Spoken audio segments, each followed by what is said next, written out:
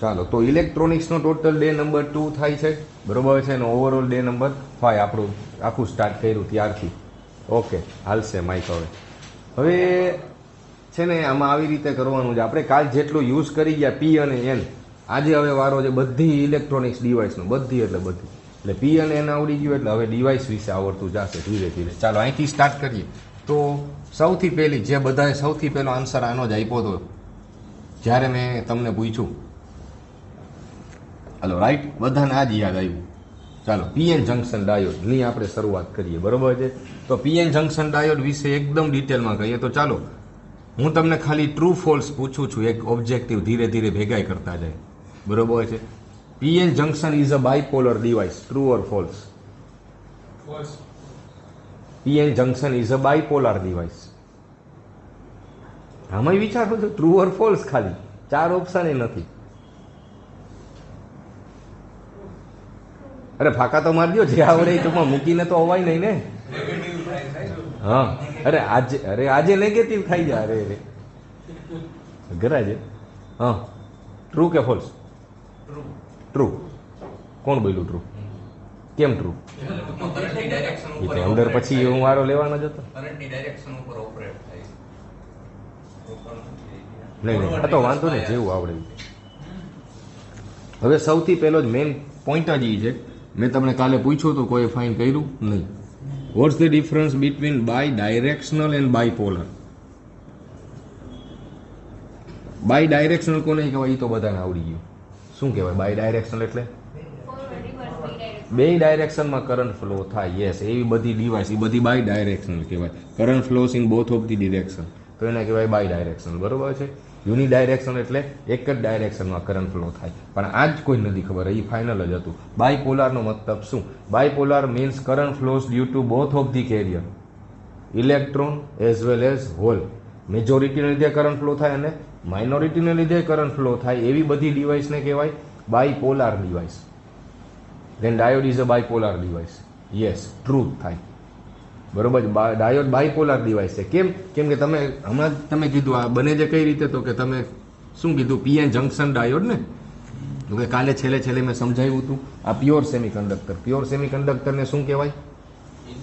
ઇન્ટ્રિન્સિક semiconductor. ઇન્ટ્રિન્સિક, એકદમ pure. પછી આપણે એમાં ઇમ્પ્યોરિટી એડ કરી, એ પ્રોસેસને કહેવાય ડોપિંગ. હા, તો પ્રોસેસમાં આપણે કર્યું એવી રીતે કે ઉપર આપણે બનાવ્યો પી ટાઈપ, તો ઉપર પી ટાઈપ બનાવ્યો તો કઈ ઇમ્પ્યોરિટી એડ કરી? ટેટ્રાવેલન્ટ કે પેન્ટાવેલન્ટ? હા, ટ્રાયવેલન્ટ. ઓપ્શન જ નહોતો આપ્યો મેં, ચાઈ. ટ્રાયવેલન્ટ ઇમ્પ્યોરિટી. ઉપર ટ્રાયવેલન્ટ ઇમ્પ્યોરિટી એડ કરી એટલે પી ટાઈપ બની ગયું. અને એન ટાઈપ બનાવવા માટે પેન્ટાવેલન્ટ ઇમ્પ્યોરિટી એડ કરી એટલે બન્યો ડાયોડ. તો અહીંયા મેજોરિટી હોલ હોય, અહીંયા મેજોરિટી ઇલેક્ટ્રોન હોય, તો ડાયોડમાં તો બેને લીધે કરંટ ફ્લો થાય. That's why diode is a bipolar device. Bipolar છે બટ બાય ડાયરેક્શનલ નથી. હવે એવા ક્વેશ્ચન પૂછાય છે, બરોબર, કે નીચેના ફોલોવિંગ જે છે એમાંથી ક્યુ ટ્રુ છે અથવા તો ક્યુ ફોલ્સ છે, 4 ઓપ્શન આપે. એટલે આ ધ્યાન આપજો. બાય ડાયરેક્શનલ બાયપોલાર વિશે ખબર પડી ગઈ હશે, તો ડાયોડ વિશે લખીએ. ચાલો, 2 ટર્મિનલ્સ ઓફ ડાયોડ, એ તો બધાને ખબર જ છે. Anode terminal and this one is cathode terminal. Current flows from anode to cathode. Always anode to cathode જ કરંટ ફ્લો થાય. ઓકે, અને અહીંયા એક જંકશન બને છે, પી અને ભેગા કર્યા એટલે આને યુનિ જંકશન કહેવાય. તો આના વિશે આખું ડિટેલ લખી નાખીએ. PN junction diode is 2 terminals. આમ લખી શકીએ 2 ટર્મિનલ્સ. ક્યાં? Anode cathode. 2 terminals, 2 layers. 2 layers. ક્યાં 2 લેયર થયા? P N. 1 junction, uni direction. And હજી ડિટેલ લખીએ તો એ થાય છે અનકન્ટ્રોલ સેમિકન્ડક્ટર ડિવાઇસ. તો આખું ડિટેલ આવી ગયું પીએન જંકશન ડાયોડ વિશે. ખાલી અત્યારે ઇન્ટ્રોડક્શન. ડાયોડ વિશે તો હજી ડિટેલ અંદર ક્યાંય સુધી પહોંચવાનું છે, બરોબર છે. તો હવે મારે તમને કાલમાંથી થોડો ક્વેશ્ચન પૂછવો છે, બરોબર છે. એટલે આ કોન્સેપ્ટ બધા ક્લિયર થતા જાય. તો જર્મેલિયમ અને સિલિકોન વિશે તમે એટલું શીખી ગયા હતા. ની વોલ્ટેજ. ની વોલ્ટેજ કોને કહેવાય? ની વોલ્ટેજ.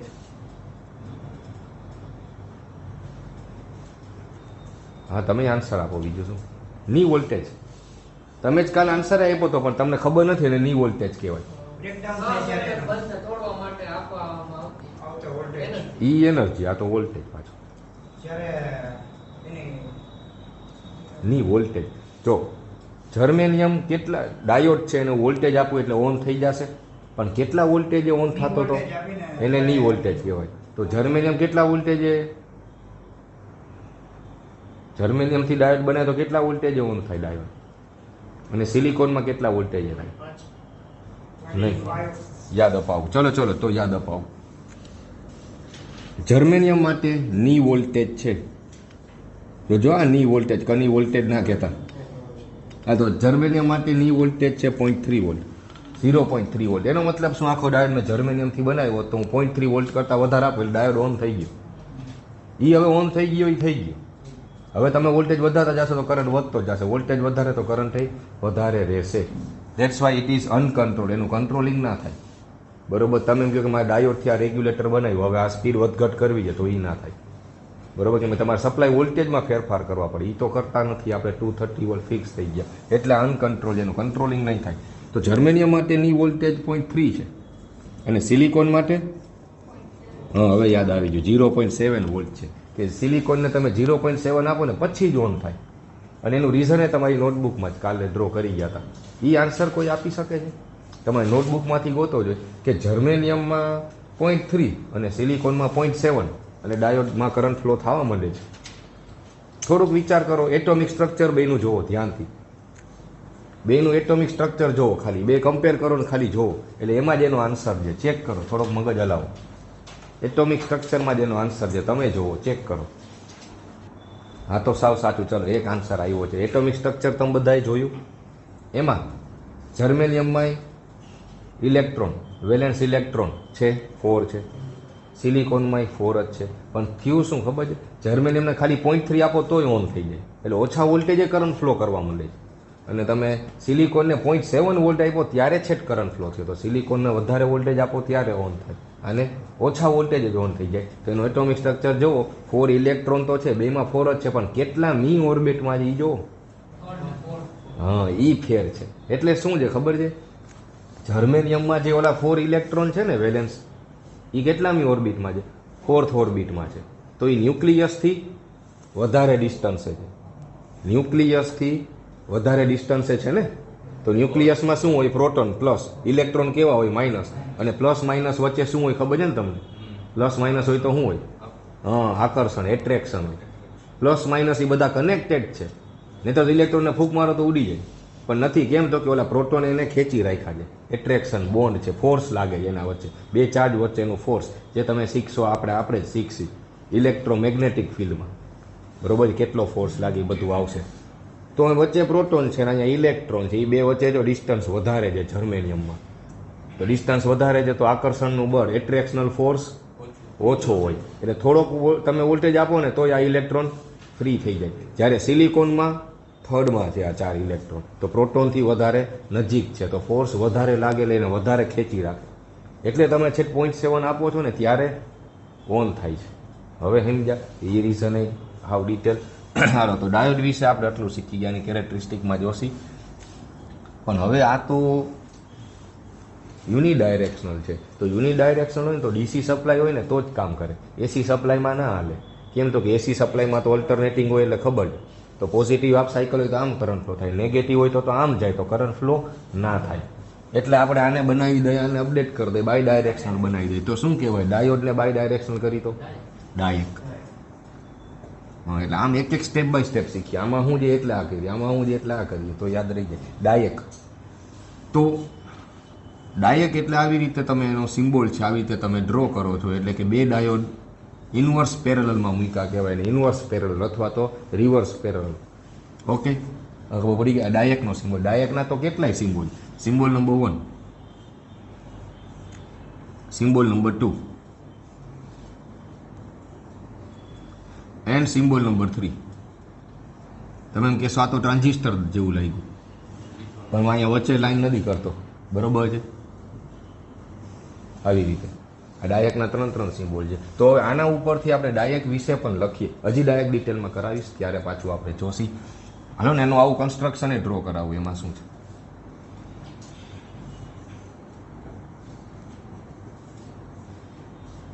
આવી રીતે હોય. આ એનો ડિટેલ કન્સ્ટ્રક્શન હાલો બસ. તો હવે કોઈ કહી શકે આના બે ટર્મિનલના નામ શું હોય? કરંટ તો હવે બે બાજુ ફ્લો થશે ને, બરોબર છે. એટલે એસી સપ્લાય જ્યારે હોય ને ત્યારે આનો વધારે ઉપયોગ થાય. એટલે પોઝિટિવમાં કરંટ ફ્લો કરાવે અને નેગેટિવમાં કરાવે. એટલે આમે કરંટ ફ્લો થશે ને આમે કરંટ ફ્લો થશે. તો હવે આના ટર્મિનલના નામ શું થાય? ક્યુ એનોડ ને ક્યુ કેથોડ. એકેને એનોડ ના કહેવાય, એકેને કેથોડ ના કહેવાય, કેમ કે બધી રીતે તમે ખોટા પડશો. કેમ કે તમે એક રીતે એમ કહો કે એનોડ ટુ કેથોડ જ કરંટ ફ્લો થાય, તો કરંટ આમ નીચેથી નીકળશે, તો તમે નીચે આપશો તો ઉપરથી નીકળે. એનોડ કેથોડ નામ એટલે નથી. That's why name is MT1 MT2. યાદ આવી ગયું? Main terminal 1 main terminal 2. આમાં એવી રીતે થાય. તો હવે આ લખાવો તો 2 ટર્મિનલ્સ ની બદલે 2 ટર્મિનલ્સ જ છે. હાલો જાગ્રત જ છે બધા, તો વાંધો નથી. 2 લેયર્સ ની બદલે 3 લેયર્સ થઈ ગયા. અને આમાંય જોવો તમે કન્સ્ટ્રક્શનમાં સમજાઈ ગયું. આ ટ્રાન્ઝિસ્ટર તમે કહો તો PNP ટ્રાન્ઝિસ્ટર જે નથી, એનો બેઝ જે છે ને સાવ નાનું હોય.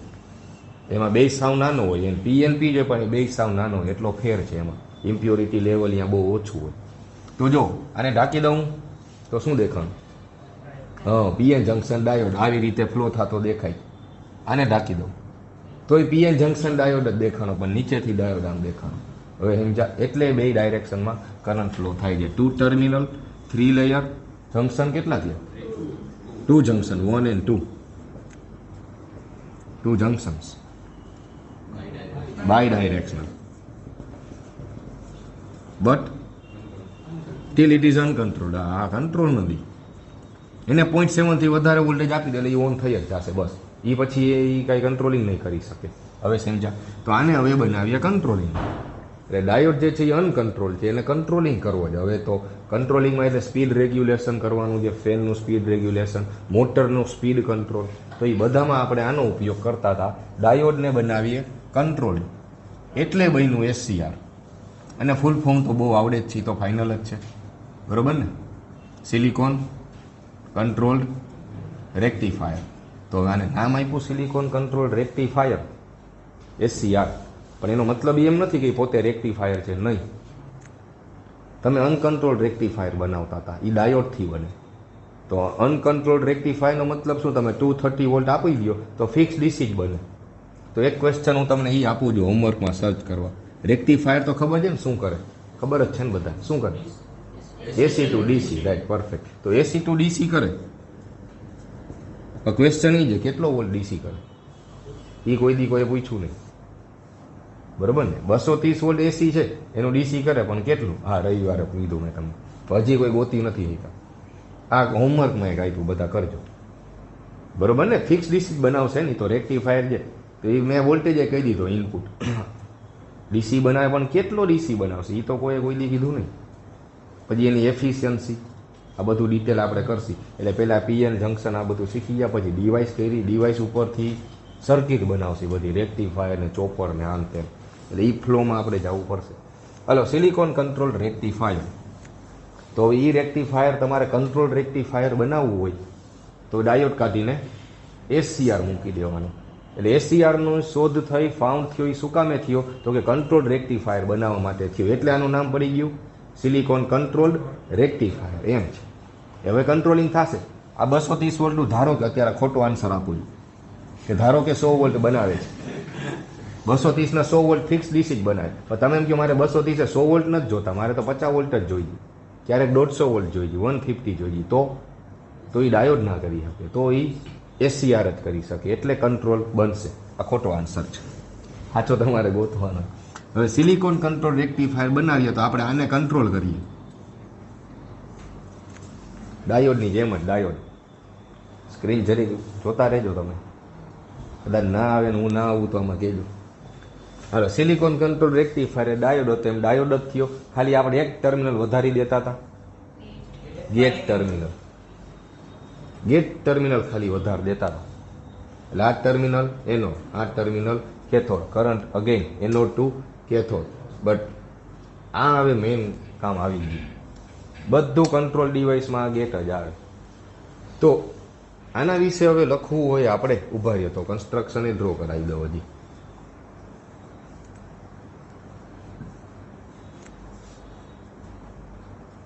આવું થઈ ગયું. આ પીમાં હંમેશા હોય એનોડ ટર્મિનલ, એનમાં હોય હંમેશા કેથોડ ટર્મિનલ. તો હવે વારી રે ગેટ ટર્મિનલ ને ક્યાં રાખવાનો, એનમાં કે પીમાં? કેવા કેવા ક્વેશ્ચન પૂછીએ, તમે વિચાર કર્યું આવું? બરોબર છે. એશિયાના 4 લેયર, એમાં ગેટ ટર્મિનલ શેમાં હોય? પીમાં, એનમાં, પી અથવા એનમાં, બરોબર છે, કે બેયમાં? આવા ઓપ્શન આવી શકે ભાઈ, એટલે બધું કરવું પડે, આમાં કાંઈ મૂકવાય નહીં.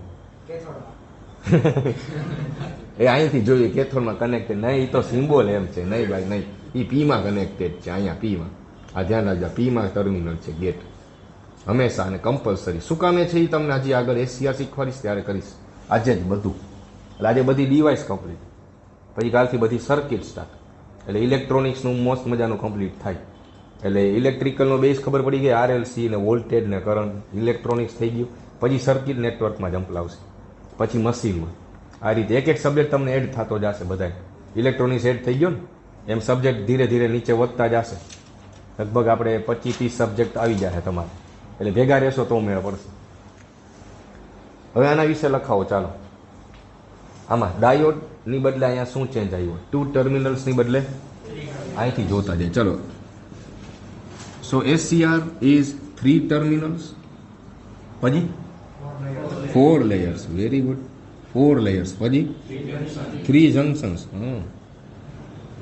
અને એને નામે આપી દો, જોજો, J1, J2, J3, these are 3 junctions. પછી યુનિડાયરેક્શનલ જ છે, બટ કંટ્રોલ. Very good.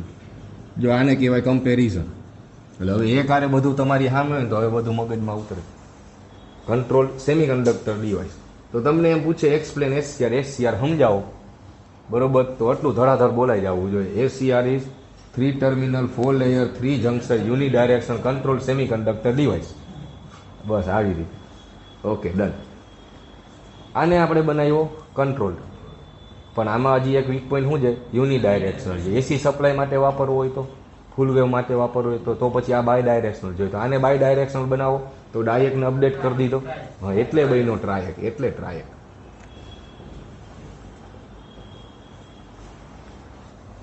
તો હવે આ એકેય બુકમાં નથી. ડાયક ને ટ્રાયકનું ફૂલ ફોર્મ આપો. ડાયોડ ઇન્ટિગ્રેટેડ AC એવું કંઈક છે ટૂંકમાં. છેલ્લે હોમવર્ક. અલ્ટરનેટિવ કરંટ આવે છે. હોમવર્ક. ડાયક ટ્રાયકનું ફૂલ ફોર્મ હે?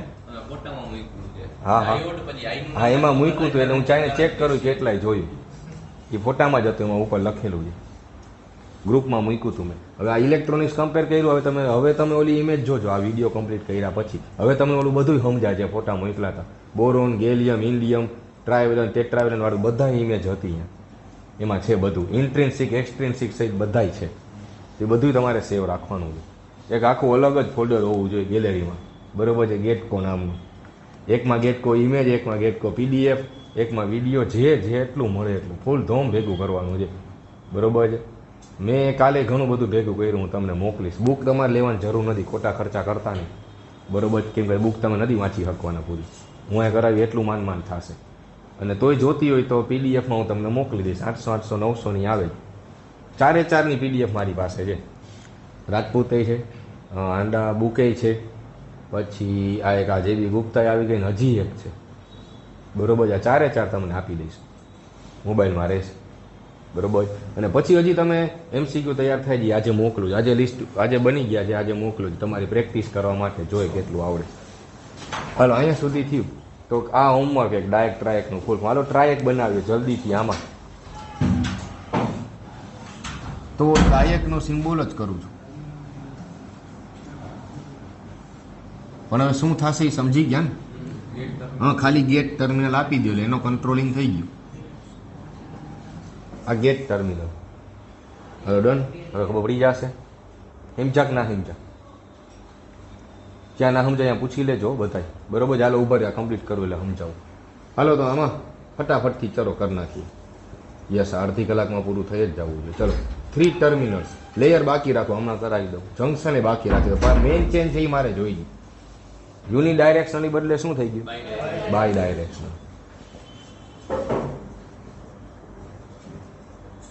એન્ડ કંટ્રોલની બદલે કંટ્રોલ જ. તો આ બાય ડાયરેક્શનલ કંટ્રોલ. હવે આમાંથી કેટલાય ક્વેશ્ચન તમારી નજર સામે જ છે, 5-6 ક્વેશ્ચન બની શકે છે. બરોબર, 4 ઓપ્શન આપે. Which device is uncontrolled and bidirectional? Bidirectional and uncontrol, control and unidirectional. જોયું?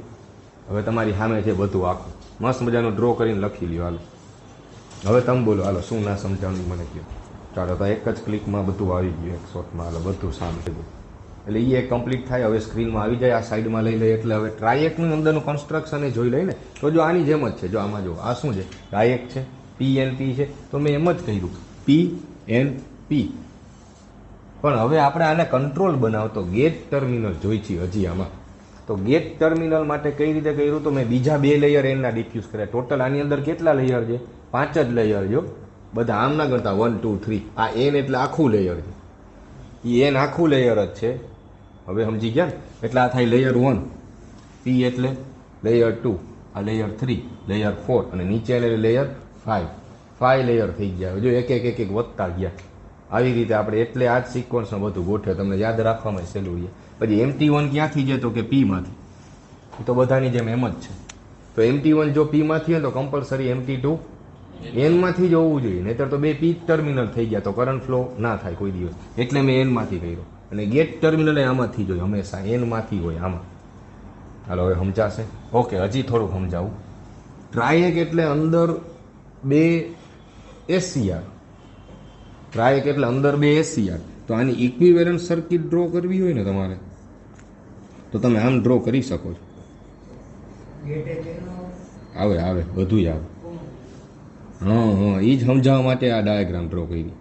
કેમ કે તમે એમ કહો કે ટ્રાયેક એટલે અંદર 2 SCR, તો કે 2 ગેટ ટર્મિનલ નીકળે. પણ એ 2 ગેટ ટર્મિનલને કોમન કરી દીધેલું હોય. એટલે એનો મતલબ શું? તમે જ્યારે ગેટ પલ્સ આપો, ખબર છે ને? હવે ગેટ પલ્સ આપો તો જ SCR ઓન થાય. તો ગેટ પલ્સ આપો ને તો એ ગેટ પલ્સ એક સાથે બેયને મળે. હા, એટલે મળશે બેયને, પણ ઓન બેય નહીં થાય. ઓન તો કોણ થાય? જે ફોરવર્ડ બાયસ હોય એ જ ઓન થાય. હવે સમજા? એટલે ગેટ પલ્સ બેયને મળી ગઈ, બરોબર છે. પણ ઓન કોણ થશે? જેને જે ફોરવર્ડ બાયસ થાય. પલ્સ બેયને આપણે આપી દીધી. હાલો એ ડિટેલ. હવે પલ્સ કઈ રીતે અને હું કામ કંટ્રોલ કીધું, હવે એનો વારો એ સમજાવું. ચાલો તો આખી આ 4 ડિવાઇસ થઈ. હવે એની અંદર હજી એક 5મી ડિવાઇસ. 5 ડિવાઇસ આવડે તો બધું આવડે. ચાલો 5th ડિવાઇસમાં આવતા જો ટ્રાન્ઝિસ્ટરમાં આવતા રહે. હવે તો ટ્રાન્ઝિસ્ટરમાં એક સાથે બે કરી લે, એટલે ટ્રાન્ઝિસ્ટરની અંદર પાછું કમ્પેરિઝન થઈ જાય ડિટેલમાં. તો 2 ટાઈપના ટ્રાન્ઝિસ્ટર. એક આપણે લખતા હતા BJT, બાય જંક્શન ટ્રાન્ઝિસ્ટર, અને પછી લખતા હતા FET. બરોબર ને? FET એટલે કે ફિલ્ડ ઇફેક્ટ ટ્રાન્ઝિસ્ટર. આનું લખાવતો જ જાઓ, ફિલ્ડ ઇફેક્ટ ટ્રાન્ઝિસ્ટર. અને આ વખતે તમે તમારા આજની તારીખને ટાઈમ સેટ લખવું હોય લખી લેજો. આ પેપર સૌથી સહેલું નીકળશે, કેમ કે એને ધોમ એન્જિનિયરો જોઈ છે, એને કાઢવાના નથી. દર વખતે તો શું છે 2-5 ઓછા રિક્વાયરમેન્ટ એટલે કે હું કાઢવાના જ. સૌથી સહેલું પેપર આ વખતે નીકળશે, અને ઓલમોસ્ટ બધાય આવડતું હશે. અને સહેલું પેપર નીકળે તોય વાંધો, કેમ કે આખા ગામને બધું આવડે. એટલે તમે તો બધામાં વાંધો કાઢે, બહુ મૂંઝાવાનું નહીં. તમારે બેસ્ટ એફર્ટ તમારે આપતા રહેવાનું. અઘરું નીકળશે પેપર તો હું કામ ચિંતા કરો? આખા ગામનું અઘરું હશે ને, તમારું એકનું થોડું હશે કે બુકની બહારનું, તો આખા ગામ માટે બુકની બહારનું હશે. હવે સમજા? એટલે બહુ ચિંતા નહીં કરવાની અઘરા સેલાની. એ ચિંતા કરે પેપર કાઢવાવાળા. તમે શીખે રાખ. BJTનું full form bi junction transistor, કેમ કે 2 હોય જંક્શન. BJTના ટાઈપ.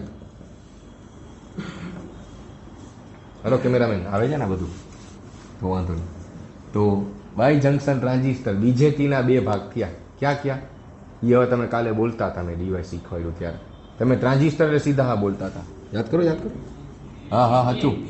હા yes. NPN and PNP transistor. NPN and PNP transistor. Okay.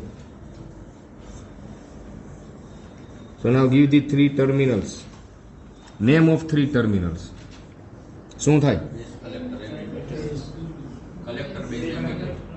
Yes correct. વચ્ચે ગેટ આવી ગયો, વાંધો નહીં. Base collector emitter, BCE. Base collector emitter base collector emitter, બેયમાં સિમ્બોલ તો સરખા જ દેખાય છે, તો બેયમાં ચેન્જ શું હોય? એરો માર્ક, કરંટની ડાયરેક્શન, એરો માર્ક હંમેશા કયા ટર્મિનલ ઉપર દર્શાવાય? એમીટર ટર્મિનલ ઉપર દર્શાવાય. ઉભા રહ્યું, એ ફૂલ ફોર્મ લખાવી દો, નહીતર કાલે બીજું થઈ ગયું હશે આ full form. Base collector emitter, arrow હંમેશા એમીટર ઉપર દર્શાવાય. એનપીએનમાં કઈ રીતે આવે? બહારની સાઈડ ટુવર્ડ્સ, બરોબર છે, બરોબર, ટુવર્ડ્સ એમીટર, અને આમાં આવશે ફ્રોમ એમીટર, એટલે કે અંદરની સાઈડ. બરોબર. કેમ આવું છે? તો કે આ કરંટની ડિરેક્શન બતાવે છે, કરંટ કઈ ડાયરેક્શનમાં ફ્લો થાય. તો એનપીએન ટ્રાન્ઝિસ્ટરમાં કઈ ડાયરેક્શનમાં ફ્લો થાય? Collector to emitter. અને સાચે ઓલું એસસીઆર હતું એમાં થોડુંક હું તમને કહેતા રહી ગયો, હવે કહી દઉં. એસસીઆરને કંટ્રોલ શું કામ કીધું ખબર છે? ડાયોડને અનકંટ્રોલ કીધું કેમ કે એનો કેથોડ વચ્ચે જેવો 0.7 થી વધારે વોલ્ટેજ આપશે એટલે સીધો કરંટ ફ્લો સ્ટાર્ટ થઈ જાય. સીધો કરંટ ફ્લો સ્ટાર્ટ થઈ જાય 0.7 થી વધારે. જ્યારે એસસીઆરને 0.7 થી વધારે 1 વોલ્ટ 2 વોલ્ટ 3 વોલ્ટ જેટલા આપો હોય એટલા આપો, એ ઓન જ નહીં થાય, કરંટ ફ્લો થવા જ ના દે જ્યાં સુધી ગેટ પલ્સ ના આપો ત્યાં સુધી. એટલે જેવી ગેટ પલ્સ આપો ને પછી જ ઓન થાય, ત્યાં સુધી ઓન જ ના થાય. ભલે ને 0.7 થી વધારે હું 5 વોલ્ટ 10 વોલ્ટ આપી દો, એ કરંટ ફ્લો થવા જ નહીં દે જ્યાં સુધી ગેટ પલ્સ ના આપો. તો એ ગેટ પલ્સનું અંદર થાય છે હું કામ એવું થાય કે ગેટ પલ્સ ના આપો ત્યાંથી કરંટ ફ્લો નથી થવા દેતો? એ ટ્રાન્ઝિસ્ટર ઉપરથી છે. પછી એસસીઆરનું કંટ્રોલિંગ જ શીખ્યું, કેમ કે બધી જેટલી પાવર ઇલેક્ટ્રોનિક્સમાં એસસીઆર જ હતો. જેટલી પાવર ઇલેક્ટ્રોનિક્સની ગમે એ સર્કિટ જોઈ બધે એસસીઆર. એસસીઆર મેન આવડતો હોય. હાલો આનો એરો આઉટસાઇડ, એટલે આને શું કહેવાય? Collector to emitter. કેમ કે આના જ ઉપરથી પાછી એમ્પ્લીફાયર બનશે, ઓસિલેટર બનશે, બધી સર્કિટ આના ઉપરથી બનશે. કલેક્ટર ટુ એમીટર, આમાં emitter to collector current flow થાય. હા, કલેક્ટર ટુ એમીટર, આમાં એમીટર ટુ કલેક્ટર, આ એરો ઈ બતાવે છે. આમાં બેઝ કરંટ ઇનસાઇડ હોય, આમાં બેઝ કરંટ જે છે એ આઉટવર્ડ સાઈડ હોય. અને બેઝ કરંટને કહેવાશે આઈ બી, આમાં બેઝ કરંટને કહેવાશે આઈ બી. તો આ બે વચ્ચે મેઇન ડિફરન્સ જ છે. બીજેટી જે છે એને કરંટ ઓપરેટેડ ડિવાઇસ કહેવાય. કઈ ડિવાઇસ કહેવાશે? Current operated semiconductor device. Current operated, કરંટથી ઓપરેટ થાય. ક્યાં કરંટથી ઓપરેટ થાય? બેઝ કરંટથી ઓપરેટ થાય. ઓલા એસસીઆરની જેમ જ, હાલો ને, એસસીઆરની જેમ જ તમે કલેક્ટર ને એમીટર વચ્ચે ગમે એટલો વોલ્ટેજ આપો, યાદ છે ને, અને વીસીઈ કહેવાય. આગળ જતા બધું આ જ જોશે. કલેક્ટર એમીટર વચ્ચે ગમે એટલો વોલ્ટેજ આપો ને કરંટ ફ્લો નહીં થવા દે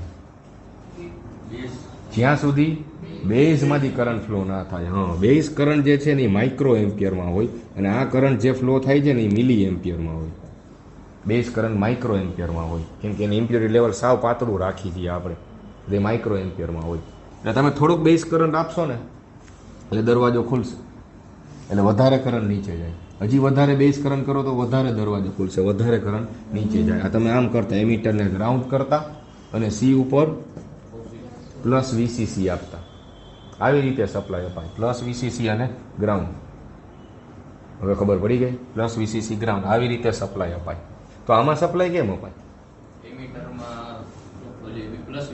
બે રીતે આપી શકાય. જો હવે સમજાવું. એક અપાય પ્લસ VEE, કે ભાઈ કરંટ હંમેશા higher potential to lower potential જ ફ્લો થાય.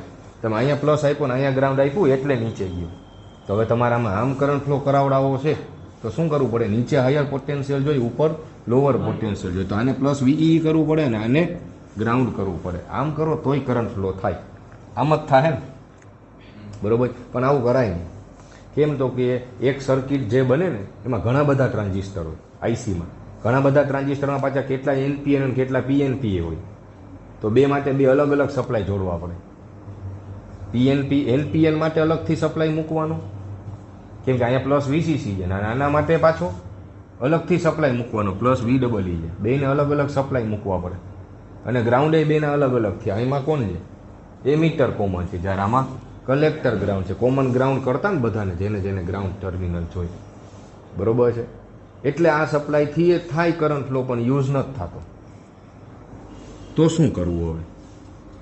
એટલે આમાં ટર્મિનલ આવી રીતે લખાય છે. કલેક્ટરમાં આપો જો માઇનસ વીસીસી અને આને કરી દીધું ગ્રાઉન્ડ. ઉપર માઇનસ વીસીસી અને આને ગ્રાઉન્ડ. તોય કરંટ જો હાયર ટુ લોઅર જ થયો, આવતે ગ્રાઉન્ડ હાયર થયો, કેમ કે ઓલો તો 0 કરતાય નેગેટિવમાં છે. એટલે કરંટ એટલે જો બધામાં કોમન એમીટર કરી શકાય અને સપ્લાય એક જ રહે એટલે એક જ સપ્લાયથી બધી આઈસી હાલે, કોમન એમીટર કરી શકો, આમ સપ્લાય અપાય. હવે સમજ્યા કરંટ ફ્લોની ડાયરેક્શન ને બધું. હવે થોડું કન્સ્ટ્રક્શનમાં આવતા રહે. ચાલો આનું કન્સ્ટ્રક્શન આવી રીતે થાય. કયો ટ્રાન્ઝિસ્ટર લખો? NPN. તો NPN પણ મેં ચાઇને આ નાનું ડ્રો કર્યું છે. બેઝ ટર્મિનલ છે એ ધ્યાન રાખજો. આ બેઝ ટર્મિનલ છે, આ કલેક્ટર છે અને આ એમીટર છે. પણ જ્યારે collector to emitter current flow થાય ને, જોયું ને વચ્ચે દરવાજો અહીંયા રાખ્યો, જો અહીંયા વચ્ચે આ ટોલ ટેક્સની જેમ ટોલ બૂથની જેમ વચ્ચે ઊભો જ છે. એટલે બેઝ કરંટ જ્યારે આપો તો જ એ કરંટ ફ્લો થવા જોઈએ. તો એનમાંથી કરંટ ફ્લો થાય ને પીમાંથી કરંટ ફ્લો થાય છે. એટલે આ પણ બાયપોલાર જ છે. 5 બાયપોલાર થાય. ઓકે, હાલો આટલી કમ્પ્લીટ. આનું કન્સ્ટ્રક્શન ડ્રો કરીએ. ક્યુ થશે આ? PNP. PNP. આ વચ્ચેનો ટર્મિનલ હંમેશા બેઝ, ઉપરનો હંમેશા કલેક્ટર, આ થાય એમીટર. હાલો, કરંટ ઓપરેટેડ ડિવાઇસ કયા કરંટ ઉપર ઓપરેટ થાય? બેઝ કરંટ ઉપર ઓપરેટ થાય. હાલો, તો આ BJT વિશે આટલું કમ્પ્લીટ. ડિવાઇસ વિશે હજી એની સર્કિટ પછી જોઈએ. હવે આમાં આવો તો FET કાંઈ યાદ આવે છે? FET ના ટાઈપ છે. યસ, સાચું. FET ના 2 ટાઈપ છે. 2 types of FET. First type is JFET. Transistor આખું બહુ મોટી ફેમિલી છે, ખબર છે ને? આખો વંશવેલો આપણે ડ્રો કરી દીધો. હા, એટલે જો અહીંથી આ 2 ભાગલા પડ્યા છે, આના 2 પડ્યા છે, આના 2 પડ્યા છે. હાલો, હવે JFET એટલે એનું ફૂલ ફોર્મ શું કીધું? Junction field effect transistor. FET તો હવે આવડે, ખાલી જંક્શન કરી નાખ્યું. એટલે જંક્શન FET લખી દો એટલે સમજી લેજો. FET તો ઉપર લખ્યું. બીજું હમણાં તમે કીધું મોસ્ફેટ, સાવ સાચું. બટ મેઇન નામ આ છે IGFET. IGFET. IGFET એટલે કે insulated gate field effect transistor. આ એના કન્સ્ટ્રક્શનના આધારે જ હું સમજાવું હું કામ આવું. આ એના કન્સ્ટ્રક્શનના આધારે, કેમ કે આમાં 3 ટર્મિનલ્સના નામ શું છે? Base, collector, emitter. તો આના 3 ટર્મિનલ્સના નામ શું છે? આના FET ના 3 ટર્મિનલના નામ ખાલી.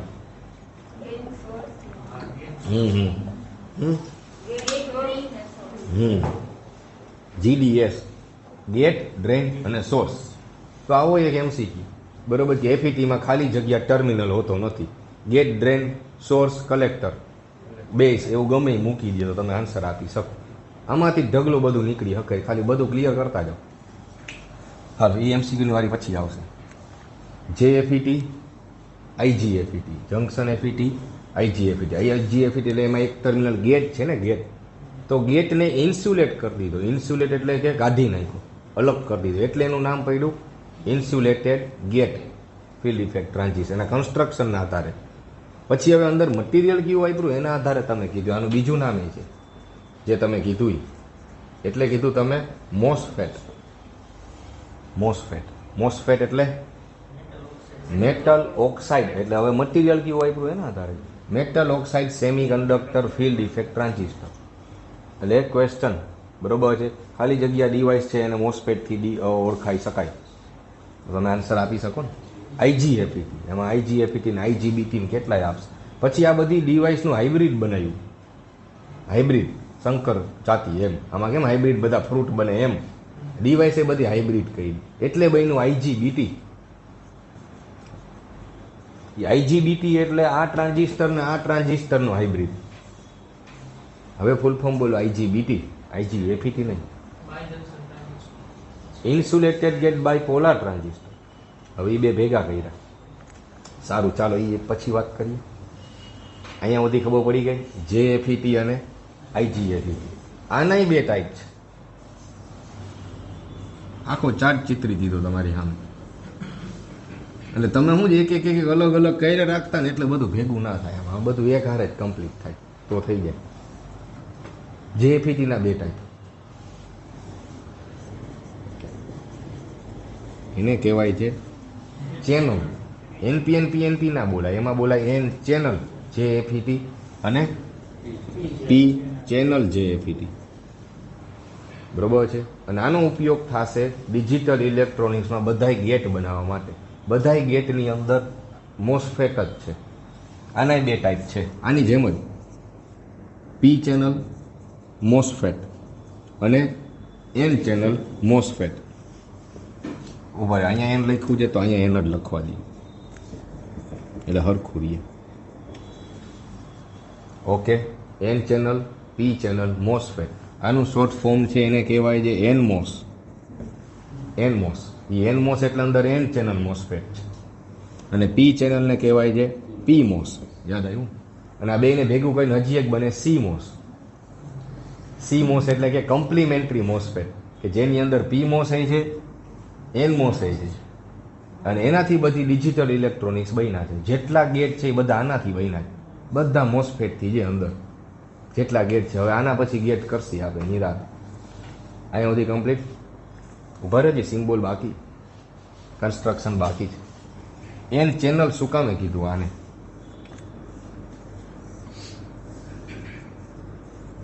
આવું હોય બરોબર, સાઈડમાં હેડફોન ભરાયો હોય ને એવી રીતે હોય. એટલે આ જે છે આ એન હોય, આ પી છે બે સાઈડ. એટલે કે એક કન્ટિન્યુઅસ ચેનલ છે. શું કહેવાય આને? કન્ટિન્યુઅસ ચેનલ, સળંગ ચેનલ છે. એમાંથી કરંટ ફ્લો થાય. 3 ટર્મિનલ નામ શું કીધા? 3 terminal, gate, drain, source.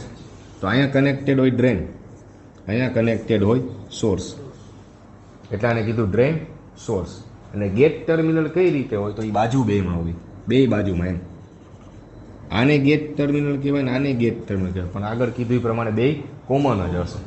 Gate, drain, source આવી રીતે હોય. તો હવે આ કંટ્રોલ ડિવાઇસ છે. આમાં ચેન્જ એટલો જ, આ કરંટ ઓપરેટેડ ડિવાઇસ છે, આ વોલ્ટેજ ઓપરેટેડ ડિવાઇસ છે. એટલે આવી રીતે બધું તમારે કોન્સેપ્ટ ભેગા કરવા પડે તો થાય. Current operated, voltage operated. કયા કરંટથી ઓપરેટ થાય? બેઝ કરંટથી. તો આ કયા વોલ્ટેજથી ઓપરેટ થાય? તો એ VGS થી ઓપરેટ થાય. એને કહેવાય છે ગેટ ટુ સોર્સ વોલ્ટેજ. જેમ જેમ VGS તમે વધારે આપતા જાશો, વધારે ને વધારે કરંટ ફ્લો થાય રાખશે. આમાં કેમ? જેમ બેઝ કરંટ વધારે રાખતા હતા કરંટ ફ્લો થતો હતો. આમાં શું થાય? VGS ઇન્ક્રીઝ કરતા જાશો, કરંટ ઇન્ક્રીઝ થતો જશે. પણ કરંટ ફ્લો થાય આમાં કેમ? કરંટ ફ્લો થાય કઈ ડાયરેક્શનમાં થાય? આમાં કેમ કીધું કલેક્ટર ટુ એમીટર? આમાં drain to source. Drain to source current flow થાય. પણ તમે માર્ક કર્યું ડ્રેન શેમાં છે? હા, અને એમાં ને એમાં જ પાછો સોર્સ છે. એટલે ડ્રેનમાંથી સોર્સ કરંટ ફ્લો થાય તો એક જ ચેનલમાંથી ફ્લો થાય, એક જ જગ્યાએથી. એટલે એને નામ આપ્યું એન ચેનલ. એટલે આ યુનિપોલાર છે. યુનિપોલાર. જો આખામાં કોને લીધે કરંટ ફ્લો થયો? ઇલેક્ટ્રોનને લીધે જ થયો, એન ને લીધે જ થયો. ત્યારે આમાં બેમાં આવે એન ને પી. એટલે બધી બાયપોલાર હતી, આ એકલી યુનિપોલાર બનાવી. હવે સમજા? ઓકે, એટલે આને આવું કીધું આપણે. એટલે આને PNP ટ્રાન્ઝિસ્ટર ના કહેવાય. ચેનલ પહેલાં મેં એટલે જ મેં પહેલાં ચેનલ બનાવી, પછી આજુબાજુ બે ડિફ્યુઝ કર્યા. તો આમાં એમ જ થાય. પી ચેનલ બનાવવી હોય, પી ચેનલ JFET, તો પહેલાં મારે આ પી ચેનલ બનાવવી પડે. એમાંથી હું ડ્રેન કરી દઉં અને સોર્સે કરી દઉં. અને આજુબાજુ બે એન ઈ ગેટ હશે. એટલે કેમાં ગેટ ટર્મિનલ કયા ટર્મિનલમાંથી નીકળે છે બધું જરીક સંભાળજો હવે. હાલો, ડન. આમાં VGS થાય, પણ આમાં કરંટ ઊંધો ફ્લો થશે. ડ્રેન ટુ સોર્સની બદલે સોર્સ ટુ ડ્રેન. યસ, બરોબર છે. હાલ હવે દેખાય છે સ્ક્રીન? તો વાંધો નહીં. એનો સિમ્બોલ આવી રીતે ડ્રો કરતા. આ ટ્રાન્ઝિસ્ટરના પાંખિયા સીધા કરી દેતા, બરોબર ને? આવી રીતે છે ને, એને સીધા કરી દો. આ સિમ્બોલ આવી રીતે હતા બેયને. સમજ્યા ને? સિમ્બોલ ને બધું તમે કરશો તો જ તમને ખબર પડશે. આ gate, drain, source. Gate, drain, source. આમાંય સેમ ગેટ, ડ્રેન, સોર્સ. પણ આમાં એરો માર્ક હંમેશા ગેટ ટર્મિનલમાં દર્શાવાય. શેમાં? ગેટ ટર્મિનલમાં દર્શાવાય છે. આમાં એરો માર્ક ગેટ ટર્મિનલ બતાવે કે આ કયો છે. આ બે સિમ્બોલ તો સરખા છે. ખબર કેમ પડે કે પી ચેનલ છે કે એન ચેનલ છે? આના ઉપરથી ખબર પડે. હવે ડન. ઓકે, હવે એમાંય આ FET છે. એ કેમ ખબર પડે? આ જંક્શન FET છે કે IGFET છે પાછું? એટલે આનો સિમ્બોલ એ પાછો અલગ થશે ને. હવે ઈ કરાવી દો પહેલા જલ્દીથી સિમ્બોલ. આ ડેશ લાઈન ડ્રો કરી, ડોટેડ લાઈન. આ ટર્મિનલ કયો છે? આગળની જેમ જ ટર્મિનલ સેમ જ રહેશે. ડ્રેઇન, આ ટર્મિનલ સોર્સ. પણ આમાં તમે માર્ક કરો, જો ગેટ ટર્મિનલ આની યારે કનેક્ટેડ હતો, જ્યારે આને અલગ કરી દીધો એટલે નામ આપ્યું ઇન્સ્યુલેટેડ. એટલે સિમ્બોલ એવો ડ્રો કર્યો કે આની યારે કનેક્ટેડ નહીં, આનાથી જો અલગ દર્શાવ્યો મેં, દેખાણું? એટલે આવો સિમ્બોલ હતો તમારે. હવે અને આમાં કન્ટિન્યુઅસ ચેનલ ના હોય. આમાં કેમ મેં કીધું કન્ટિન્યુઅસ ચેનલ છે? આમાં કન્ટિન્યુઅસ ચેનલ ના હોય, ડિસકન્ટિન્યુઅસ ચેનલ હોય. એટલે આ ડેશ ડેશ જે છે ને એ ડિસકન્ટિન્યુઅસ છે ને એ બતાવે છે. ત્યારે આમાં જો સળંગ સીધી એક લાઈન છે એટલે પાછો ગેટ પાછો કનેક્ટેડ છે. આટલો ફેર બેયના સિમ્બોલમાં. એટલે આ જોઈને ખબર પડી જાય મોસ્ફેટ છે, આ જોઈને ખબર પડી જાય JFET. પછી એરો જોવાનો એટલે ખબર પડે કે N ચેનલ છે કે P ચેનલ છે. એમ આવું છે બધું. તો આમાં એમ જ થશે. અને આ જે મેં આની યારે કનેક્ટ કર્યું ને એને SS કહેવાય છે. SS substrate. સબસ્ટ્રેટ એટલે એને SS કીધું. અત્યારે નામ ઠામ તો યાદ રાખો, પછી જોઈ લઈએ આપણે. હાલો, બરોબર છે, ખબર પડી જશે. ઓકે, તો પછી હવે આમાં પાછી કઈ રીતે ખબર પડે N ચેનલ છે કે P ચેનલ છે? તો એ સબસ્ટ્રેટમાં એરો બતાવવામાં આવે. જોયું, બધાય ખોટા પડે કે IGFETમાં કરંટ માર્કિંગ ક્યાં ટર્મિનલ થાય? ગેટ, ડ્રેન, સોર્સ અને SS. SS તો કોઈ દી સાંભળ્યું જ નથી. એરો માર્કિંગ ત્યાં જ થાય પાછો હંમેશા, સબસ્ટ્રેટ ઉપર થાય હંમેશા. હાલો, તો આખું ટ્રાન્ઝિસ્ટર ફેમિલી ચિત્રી દીધું છે ભાઈ તમને. ડાયોડ, સિમ્બોલ, કન્સ્ટ્રક્શન બધાય સહિત. શું કામ એનું કારણ કહી દીધું, શું કામ આમ જે. અને આ બે વચ્ચેના કમ્પેરિઝન હજી એક બે પોઈન્ટ કહી દઉં. આ ડિવાઇસ જે છે ને એની સાઇઝ થોડી મોટી થાય, આ ડિવાઇસની સાઇઝ જે છે એ નાની થાય. એટલે FET હંમેશા કોમ્પેક્ટ બને. એટલે જેમ બને એમ તમારે નાની ટેકનોલોજી બનાવી. એવું થતું ગયું ને, પેલા ટીવી ઓવડા મોટા આવતા, આ બધા હતા. ધીરે ધીરે નાનું એટલે થતું જાય, એનો ટેકનોલોજી થતી જાય, એની કોમ્પેક્ટ સાઇઝ છે. એટલે ઘણા બધા તમે ગેટ એક સાથે બનાવી શકો. એટલે આ લાર્જ સાઇઝ આવે, આ કોમ્પેક્ટ સાઇઝ આવે. બરોબર, એ મેઇન છે. અને બધા ડિટેલ હજી તમને સીધું વોટ્સએપના ગ્રુપમાં પહોંચી જાય, આખી ડિટેલ બેના કમ્પેરિઝનની. મેઇન પોઈન્ટ મેં કહી દીધા. ચાલો, તો આવો એક ક્વેશ્ચન તમારે જાતે સોલ્વ કરવા માટે આપું છું એક બધાને. આ મેં આ પોઈન્ટથી આ પોઈન્ટ સુધી શોર્ટ કરી દીધો ખાલી. એટલે કે મેં એમ કહ્યું 12 ઓહ્મ બધા કનેક્ટ કર્યા છે, આ પોઈન્ટથી આ પોઈન્ટ સુધી શોર્ટ કરી દીધું અને આ બે પોઈન્ટને એકબીજા સાથે શોર્ટ કરી દીધા. બરોબર છે? નહીતર તો આ બે ના હોત તો તમે આરામથી બધું કરતા હતા. એવો ક્વેશ્ચન ના પૂછાય કોઈ દી. એવો તો ડિપ્લોમાને નથી પૂછાતો. 12 સિરીઝમાં દેખાય તો એમ ને. આ બે શોર્ટ કર્યા પછી સર્કિટ કોમ્પ્લિકેટેડ થઈ ગઈ, થોડીક વિચિત્ર થઈ ગઈ. તો જરીક આનો મને આન્સર આપે. Find out current supplied by the battery. Question આમ છે. ધીરે ધીરે તમને આવા બધા MCQ આપણે કરતા જશું. એટલે આ બધું બેઝિક ક્લિયર થાય પછી. હજી નહીં, હજી તમારે 10 દી પછી, 4 દિવસથી, 11 દી પછી, 15મા દિવસથી, 16મા દિવસથી ચાલુ. હાલો, કરો વિચાર. હવે તો આમાં છે ને આવી વિચિત્ર આડાવડી સર્કિટ આવે ને, તો સર્કિટ ચાઈને એવી રીતે આપી છે, આપણને જેમ આવડતું હોય ને એમ આપણે સોલ્વ કરી દે. એવી રીતે આપણે ગોઠવી શકાય. સર્કિટ નેટવર્કમાં બહુ આવું થાય કે દેખાય જ નહીં એક રીતે કે સિરીઝ છે કે પેરેલલ છે. આ દેખાતું નથી સિરીઝ છે કે પેરેલલ છે, બટ ખરેખર બધાય 12 ઓહ્મ છે, 12 ઓહ્મ છે, એ બધા પેરેલલમાં છે. તો કઈ રીતે નક્કી થાય? ચાલો, તો પેરેલલ કનેક્શન પહેલાં તો કોને કહેવાય એ ખબર છે ને? કોને કહેવાય પેરેલલ કનેક્શન? ફર્સ્ટ સાથે ફર્સ્ટ ટર્મિનલ, સેકન્ડ સાથે સેકન્ડ ટર્મિનલ કનેક્ટ થાય તો એને હંમેશા પેરેલલ કનેક્શન કહી દેવાય. બેના પહેલા છેડા બીજા ટર્મિનલ બે એકબીજા કનેક્ટ હોય. ઓન ટુ વન મેં ત્યારે એટલે જ કીધું, ઓન ટુ વન, અને સિરીઝ એટલે N to N. તો આ અત્યારે દેખાતા નથી. આ બે this two resistance are in series or not? કેમ ના કહેવાય? વચ્ચેથી ધ્યાન રાખજો, જ્યારે વચ્ચેથી 2 કરતાં વધારે ટર્મિનલ નીકળે તો કોઈ દિવસ રેઝિસ્ટન્સ સિરીઝ ના કહેવાય. 2 રેઝિસ્ટન્સ કનેક્ટેડ છે પણ વચ્ચેથી એક ટર્મિનલ નીકળે છે તો એ કોઈ દિવસ સિરીઝ ના કહેવાય. કેમ કે સિરીઝમાં હંમેશા કરંટ સેમ રહે. તો તમે જાતે ઇમેજિન કરો, અહીંથી હું 12 એમ્પિયર આવવા દઉં ફોર એક્ઝામ્પલ, તો અહીંથી 12 એમ્પિયરના 2 પાર્ટ તો થશે જ ને. એ જે થાય તો આમાં 12 એમ્પિયર તો કોઈ દિવસ આવવાનું જ નથી ને. તો એ સિરીઝ ના કહેવાય. સિરીઝમાં હંમેશા કરંટ સેમ રહે. જો આ ટર્મિનલ ના હોત તો સિરીઝ કહેવાય. ઓકે, તો હવે આવું બધું આવે તો કઈ રીતે સોલ્વ કરાય? તો 2 રીતે. એક હું કહું એક રીતે, તમે કીધી સાચી જ હતી, પાતો બધાને ખબર પડી જાય નહીં તો. એક, જો આવી રીતે કરાય, ટર્મિનલના નામ આપી દેવાય. આને એ ટર્મિનલ કરી દો, આને બી ટર્મિનલ કરી દો, આને સી કરી દો, આને ડી કરી દો. હવે સર્કિટને આના પ્રમાણે આપણી રીતે જોડાય. જોજો હવે સર્કિટ કઈ રીતે કનેક્ટેડ છે, થોડીક સર્કિટને મોડિફાય કરવી પડે, સિમ્પ્લિફાય કરવી પડે, તો તમને દેખાય આમાં. આ નોડ કહેવાય ને આને, એ બી સી ડી, 4 નોડ છે. હવે વચ્ચે કેમ કનેક્ટેડ છે નહીં જોતા જાજો. ચાલો હાલો, સૌથી પહેલા તો આ 6 વોલ્ટ સાથે એ ટર્મિનલ કનેક્ટેડ છે. ઓકે, પછી બી ટર્મિનલ અહીંયા એ ગમે ત્યાં દર્શાવી શકાય. ચાલો, એ ટર્મિનલ બી, એ અને બી વચ્ચે 12 ઓહ્મ કનેક્ટેડ છે. હાલો, મેં એક આવી રીતે ડ્રો કરી દીધું. પછી આ માઇનસ ટર્મિનલ સાથે કયો ટર્મિનલ છે? ડી ટર્મિનલ છે. હાલો, બરોબર છે. તો હું સપોઝ કે આ ડી ટર્મિનલ કરી દઉં. બરોબર છે. હાલો, તો ડી ટર્મિનલ કઈ રીતે છે, એની સાથે ડી અને સી, હજી એક સી ટર્મિનલ મારે જોઈ છે. બરોબર છે. ઓકે, ચાલો એક કામ કરીએ, આને સિમ્પ્લિફાય કરવામાં છે ને, આ બી કરી દે અને ડી કરી દે અને સી કરી દે. કેમ કે જો બેટરીના ટર્મિનલ ક્યાં કનેક્ટેડ છે? પ્લસ ટર્મિનલ કોની સાથે છે? એ સાથે. અને માઇનસ ટર્મિનલ કોની સાથે છે? ડી સાથે. હવે તમારી સર્કિટ જે રીતે જોડેલી છે ને એમાં રજિસ્ટર કનેક્ટ કરતા જાઓ. કઈ રીતે રજિસ્ટન્સ કનેક્ટેડ છે? એ એન્ડ બી 12 ઓહ્મ, પછી બી એન્ડ સી 12 ઓહ્મ, પછી સી એન્ડ ડી 12 ઓહ્મ. હવે શોર્ટ કઈ રીતે છે?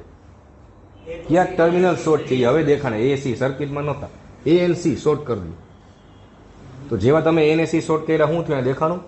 આ 12 ઓહ્મનો ફર્સ્ટ ટર્મિનલ એકબીજારે કનેક્ટેડ હતો, શોર્ટ કર્યું એટલે નીચે એ બે ટર્મિનલ એકબીજારે જોઈન્ટ થઈ ગયા ને, એટલે આ 12 ને 12 બે પેરેલલમાં આવી ગયા. પેરેલલ એને કહેવાય. અને પછી હવે કોને શોર્ટ કર્યા? બીડી. તો આ બીડી શોર્ટ કરી દીધું. તો તમે શું કર્યું? આ એક ટર્મિનલ તો બેના કનેક્ટેડ હતા જ, શોર્ટ કરવાથી ઉપરના બે પણ કનેક્ટ થઈ ગયા. So all 3 resistances are in parallel. 3 પેરેલલમાં છે. અને પેરેલલમાં હોય તો ઇક્વિવેલન્ટ કેટલો થાય? અને મેં આ કીધું ખબર છે, સેમ રેઝિસ્ટન્સ હોય તો ડાયરેક્ટ આન્સર આવેલું, ગણવા ના દેસાય 1/1 કરી. એમાં 2 હતા, આમાં 3 રેઝિસ્ટન્સ છે તો 1/3 થઈ જાય. આમાં 2 રેઝિસ્ટન્સ હતા એટલે મેં હાફ કરાય. આમાં 3 રેઝિસ્ટન્સ તો 1/3 થઈ જાય. So equivalent resistance is directly we can write 4 ohm 6 volt battery. I equals to V/R. V/R એટલે કે 6/4. 6/4 એટલે કે 1.5. સાવ સાચો આન્સર હતો તમારો. ઓકે, ચાલો. તો 5 ડિવાઇસ થઈ ગઈ. બરોબર છે, યાદ રહી ગઈ કઈ રીતે યુનિડાયરેક્શનલ, બાય ડાયરેક્શનલ બધી હવે યાદ રહી જશે ને. Okay, diode, diac, SCR, triac, transistor. ટ્રાન્ઝિસ્ટરના 2 ટાઈપ્સ થયા, BJT, FET. BJT, NPN, PNP. BJT એફઈટીમાં જેએફઈટી અને આઈજીએફઈટી અથવા તો મોસ્ફેટ. જેએફઈટીમાં એન ચેનલ, પી ચેનલ. આમાં એન ચેનલ અને પી ચેનલ. ડન. હાલો, સારું. હવે એસસીઆરમાં જલ્દીથી આવતા રહે. એસસીઆરનું કંટ્રોલિંગ ઓફ એન એસસીઆર. એસસીઆરનું કંટ્રોલિંગ શીખીએ છીએ. એસસીઆર એસી ડીસી બેમાં અલગ અલગ રીતે વર્ક કરે. કોણ કહી શકે? ઇલેક્ટ્રિકલો તો ધડાધડ આન્સર મળતા હોય મને. ઇલેક્ટ્રોનિક્સમાં જ થોડોક છે અને યાદ થોડાક પાછા રહી જાય. એ સ્ટ્રોંગ બનાવવું કે ઇલેક્ટ્રિકલ હજી ઓલમોસ્ટ યાદ છે. ડીસી મોટર જનરેટરના ટાઈપ બોલો. આડા આવડા ના બોલાય કોઈ દિવસ. સૌથી પહેલું સંત, એને એમાં પેરેલલ ના આવે, એને સંત જ કહેવાય. સંત, સિરીઝ અને કમ્પાઉન્ડ બેને ભેગા કર્યા. કમ્પાઉન્ડના 2 ટાઈપ પાડ્યા, ક્યુમ્યુલેટિવ અને ડિફરન્શિયલ. આમે કીધું હતું. કયા ટાઈમે કીધું હતું? કયા ટોપિકમાં કીધું હતું? ઇન્ડક્ટરના ટોપિકમાં કીધું હતું. એ ઇન્ડક્ટરનો કયો ટોપિક હતો? હા, એડિટિવ અને ઓપોઝિંગ. બરોબર, એ ટાઈમે. યસ, બરોબર છે. સારું હોય એમ તો બસ થતું જાય એટલું કરતા જ ઘણું જ. એસીઆર એસી ડીસી ઉપર 2 ઉપર અલગ અલગ વર્ક કરે. એસીઆર ને એસી સપ્લાય આપો તો શું, ડીસી સપ્લાય આપો તો શું, બેમાં અલગ અલગ કામ કરે. કઈ રીતે? ચલો ઝડપથી જોઈએ તો. હવે ડાયાગ્રામ બગડશો, ચાર્ટ હરખો બનાવો તો એટલે ફટાફટ નિરાતે બધું કરી રાખ્યું. હાલો, એનોડ કેથોડ વચ્ચે કયો સપ્લાય આપીએ છીએ? એસી સપ્લાય આપીએ છીએ. પણ ગમે એટલો એસી સપ્લાય આપો, એસીઆર ઓન ના થાય. જ્યાં સુધી ગેટ પલ્સ ના આપો. તો મેં જેવી ગેટ પલ્સ આપી એટલે એસીઆર ઓન થઈ ગયો. પણ હવે શું થાય એ ડિટેલ શીખીએ. હાફ સાયકલમાં જ સમજાવી શકાય, ફૂલ સાયકલમાં ના સમજાવી શકાય. કેમ તો કે એક જ એસીઆર છે. નેગેટિવ હાફ સાયકલમાં તો ઓપરેટ જ ના થાય. હા, એટલે હાફ સાયકલથી સમજાવું. આ કેટલા ડિગ્રી કહેવાય? 0 ડિગ્રી. આ કેટલા ડિગ્રી કહેવાય? 180 ડિગ્રી. એક આખી સાયકલ 360 ડિગ્રી હોય. મેં હાફ સાયકલ લીધી એટલે 180 ડિગ્રી. અને રેડિયનમાં લખવું હોય તો 0 ને આ પાઈ રેડિયન થાય. ડિગ્રી રેડિયન મેં તમને એસી સપ્લાયમાં કીધું, થીટા અને ઓમેગા ટી. હવે શું થાય ખબર છે? ડાયોડમાં શું હોય? ડાયોડમાં તમે જેવો એસી સપ્લાય આપો ને એ સીધો ઓન જ થઈ જાય. એટલે એસી સપ્લાય તો બહુ મોટો છે ને, 230 વોટ. તો 230 વોટ સાપેક્ષ ઓલા 0.7 કાંઈ ના કહેવાય. એટલે તો ડાયોડનું તમે છે ને આટલું વર્કિંગ આવે. જો આખો આઉટપુટ તમારી પાસે આવે.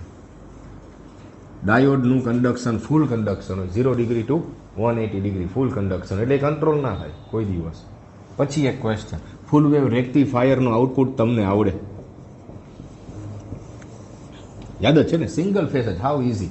સિંગલ ફેઝમાં ફૂલ વેવ રેક્ટિફાયરનું આઉટપુટ કઈ રીતે આવે? આમાં સ્પાઇક તમે કન્ટિન્યુઅસ ડ્રો કરતા હતા. આ તો સાવ સાચું છે. હવે આ રેક્ટિફાયરનું આઉટપુટ છે કે ઇનપુટ છે? આઉટપુટ છે. રેક્ટિફાયરનું આઉટપુટ શું હોય?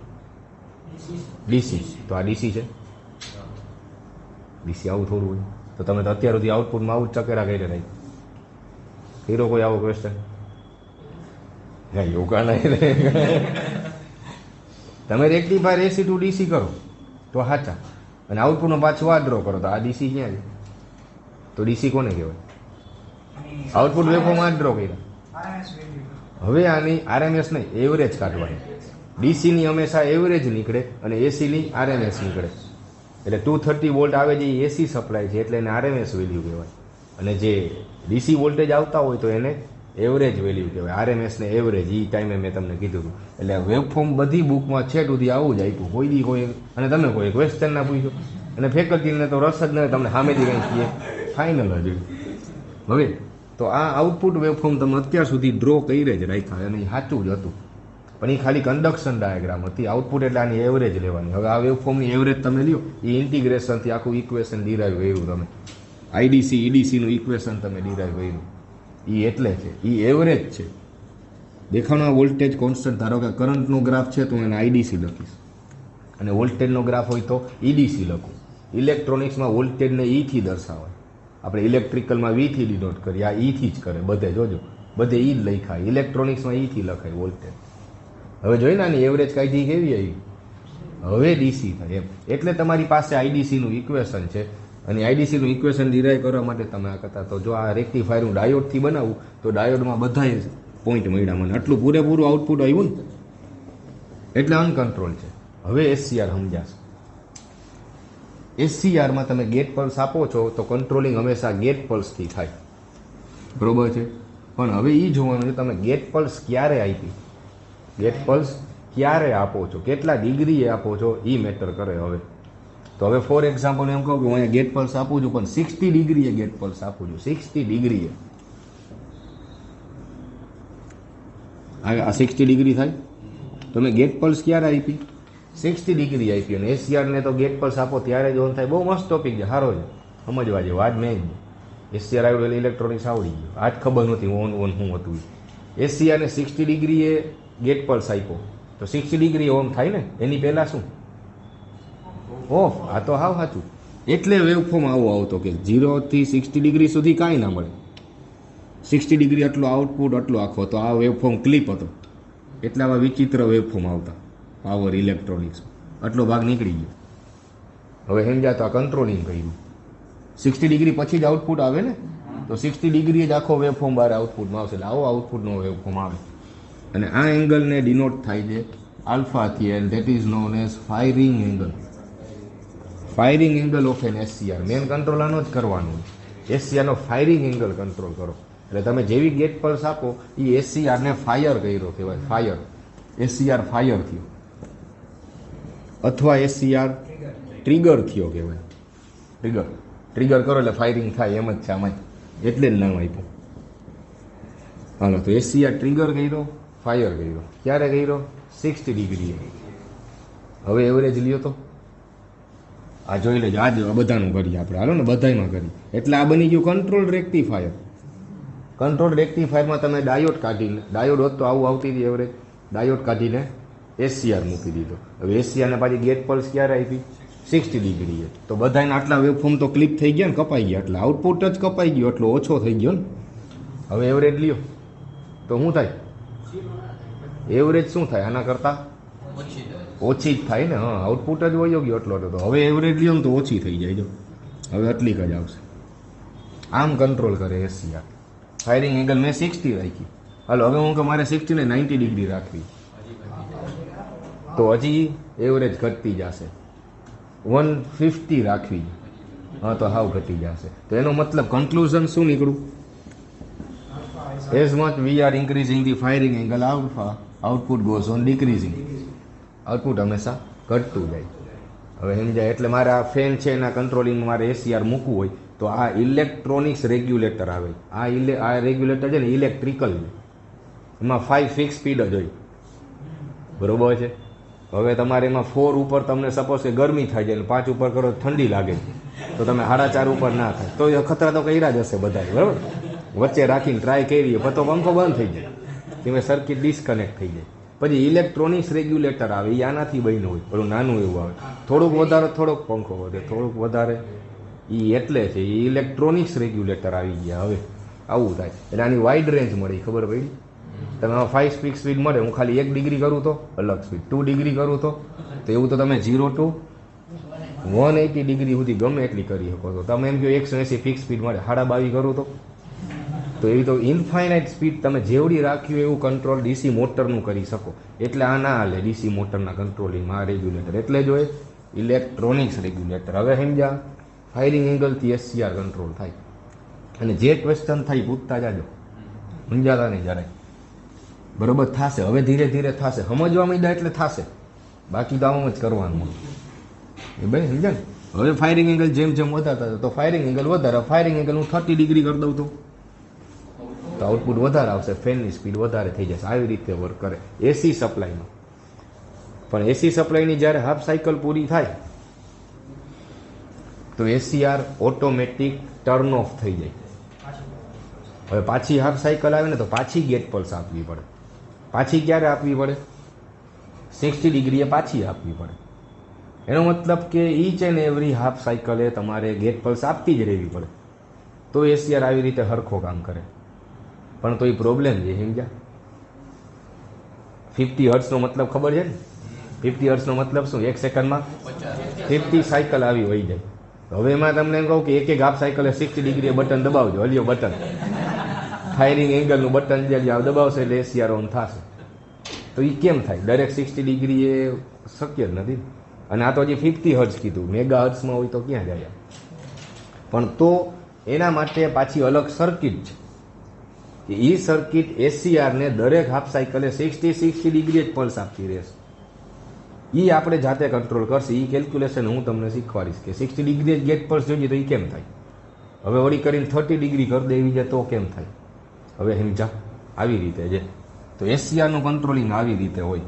આ રેક્ટિફાયર આવી રીતે વર્ક કરે. તો ઓલો પહેલાં હતો એ અનકન્ટ્રોલ્ડ હતો અને એસીઆર જોડી દીધો તો એ કંટ્રોલ રેક્ટિફાયર બની ગયો. અને એના તમારા આઈડીસી ઈડીસીના ઇક્વેશન છે ને, આજે મેં તમને જે ક્વેશ્ચન પૂછ્યો એમાં છુપાયેલો છે. સિંગલ ફેઝના આઈડીસી ઈડીસીનું ઇક્વેશન છે તમારી પાસે રેક્ટિફાયર. મેં તમને ના ક્વેશ્ચન પૂછ્યો 230 વોલ્ટ એસી આપું તો ડીસી કેટલું બનાવશે? એ ઈડીસીના ઇક્વેશનથી થાય. ઈડીસી એટલે આઉટપુટ ડીસી વોલ્ટેજ.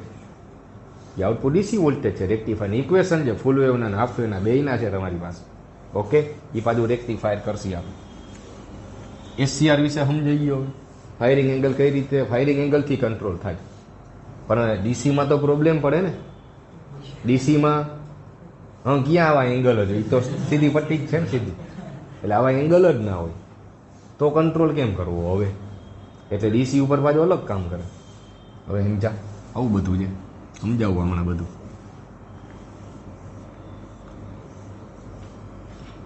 વળી પાછો એનો કેથોડ ગેટ ટર્મિનલ કરી નાખીએ. અને પણ હવે આમાં એક ચેન્જ કરી નાખ્યું મેં, પ્લસ માઇનસ કરી દીધા એટલે તમને અવેર થઈ ગયા કે નાવ ધીસ ઇઝ ડીસી સપ્લાય. એમાંય વર્ક તો એમ જ કરે કે ગેટ પલ્સ આપો તો જ ઓન થાય, એ સાચું. બટ હવે આમાં એક આવી રીતે છે, if you remove this gate pulse then also SCR continuous in conduction. એટલે કે તમે ગેટ પલ્સ રિમૂવ કરી દો તો SCR ઓન ને ઓન જ રહે. જ્યારે આમાં હાફ સાયકલ આવે એટલે ઓટોમેટિક ટર્ન ઓફ થઈ જાય. જ્યારે આમાં તમે ગેટ પલ્સ રિમૂવ કરી દો તોય ઓન ને ઓન જ રહે. કેમ કે એમાં ઓલો 0 પોઈન્ટ જ નથી આવવાનો ને.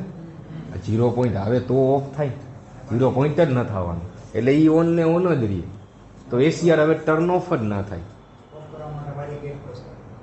હા, હવે જરાક રહી ગયા. કમ્યુનિકેશન સર્કિટ જે કમ્યુનિકેશન સર્કિટ કોમ્યુટેશન સર્કિટ એ એટલે આવી. તો હવે આમાં પ્રોબ્લેમ એ થયો, હવે SCR ને ઓફ કેમ કરવું? SCR ને ઓફ કેમ કરવું? તો ઓફ કરવા માટે પાછી સર્કિટ જોઈ, એ SCR ને ઓફ કરાવશે. એટલે હવે તમે વિચાર કરી કેટલી સર્કિટ જોઈએ, એટલે પાવર ઇલેક્ટ્રોનિક્સ બન્યું. એક તો તમે રેક્ટિફાયર બનાવ્યું મોટું સર્કિટ, એ શેનાથી બનાવી? SCR. એટલે મેઇન સર્કિટ બનાવી. પછી હવે ઓન કેમ કરો? તો કે એની સર્કિટ કંટ્રોલિંગ સર્કિટ. હવે ઓફ કેમ કરો? તો કે એની કોમ્યુટેશન સર્કિટ. અને હજી તકલીફ, બધું વર્કિંગ તો SCR થી જ થાય છે. SCR જ ઉડી ગયો તો આખી સર્કિટ ફેલ ને. એટલે હવે પ્રોટેક્શન સર્કિટ, એટલે SCR ને હવે પ્રોટેક્ટ કરો, એટલે SCR નું પ્રોટેક્શન જોઈએ. એટલે આટલી સર્કિટ બધી ભેગી થાય ત્યારે વર્કિંગ થાય. ઓકે, તો જરીક આ શીખી લઈએ કે ગેટ પલ્સ આપીએ તો SCR ઓન થાય. પણ આનું કંટ્રોલિંગ કેમ કરવું? તકલીફ ઈ છે. સમજ્યા ને? આમાં તો ફાયરિંગ એંગલથી કંટ્રોલ કરતા, ડીસીમાં કંટ્રોલિંગ શેનાથી કરવું આપણે?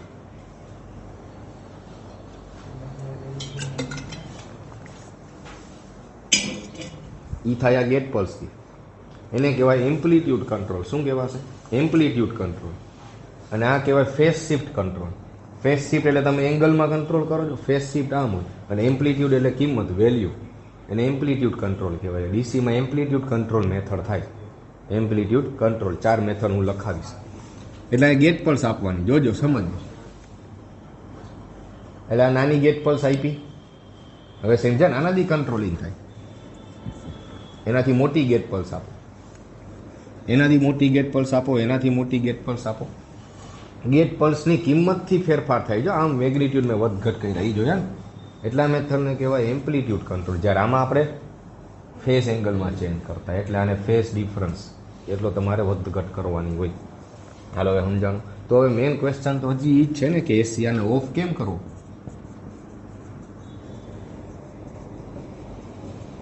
How to turn off the SCR. Of કેમ કરવો? કોમ્યુટેશન સર્કિટથી કરવું. એ સર્કિટને કહેવાય કોમ્યુટેશન સર્કિટ. હવે તમને યાદ આવશે, તમે કહેતા હતા class A commutation, class B, class C, class D, એ કોમ્યુટેશન સર્કિટ. ચોપરમાં ક્લાસ ABCD. SCR ને ઓફ કોમ્યુટેશન સર્કિટ કરશે કઈ રીતે? રિવર્સમાં વોલ્ટેજ. કરંટ. બે કોમ્યુટેશન હોય, voltage commutation, current commutation. Natural commutation, forced commutation. આને નેચરલ કોમ્યુટેશન કહેવાય. નેચરલ એટલે ઓટોમેટિક ઓફ થઈ જાય. જ્યારે આમાં યુઝ કરવું પડે ફોર્સ્ડ કોમ્યુટેશન, અને ફોર્સફુલી બંધ કરાવવો પડે કે બંધ થાવ એવું. ફોર્સ્ડ કોમ્યુટેશન આમાં વપરાય. તો ટર્ન ઓફ કેમ કરવું? તો આવું ઇક્વેશન હું લખું છું, કદાચ યાદદાસ્ત પાછી આવે. IL less than IH. હા, યાદ આવી ગયું. IH એટલે કે હોલ્ડિંગ કરંટ. IH એટલે કહેવાય હોલ્ડિંગ કરંટ. અને IL એટલે લેચિંગ કરંટ ના કહેતા, બધા લેચિંગ જ કે દર વખતે. એને કહેવાય load current. To turn off the SCR, load current should be less than holding current. Load કરંટની વેલ્યુ હોલ્ડિંગ કરંટથી ઓછી કરી દેવાની, એટલે SCR ટર્ન ઓફ થઈ જાય. ના, what is holding current? Holding current is defined as the minimum current required. બરોબર, મિનિમમ એટલે ઓછામાં ઓછો કરંટ રિક્વાયર્ડ. બરોબર છે. શેના માટે? તો કે SCR ને કન્ટિન્યુઅસ કન્ડક્શનમાં રાખવા માટે. ઓન થઈ ગયા પછી, ઓન થઈ ગયા પછી અસ્તિત્વમાં આવે. મિનિમમમાં મિનિમમ એટલો કરંટ રાખવો જ પડશે તમારે, તો SCR ઓન રહેશે.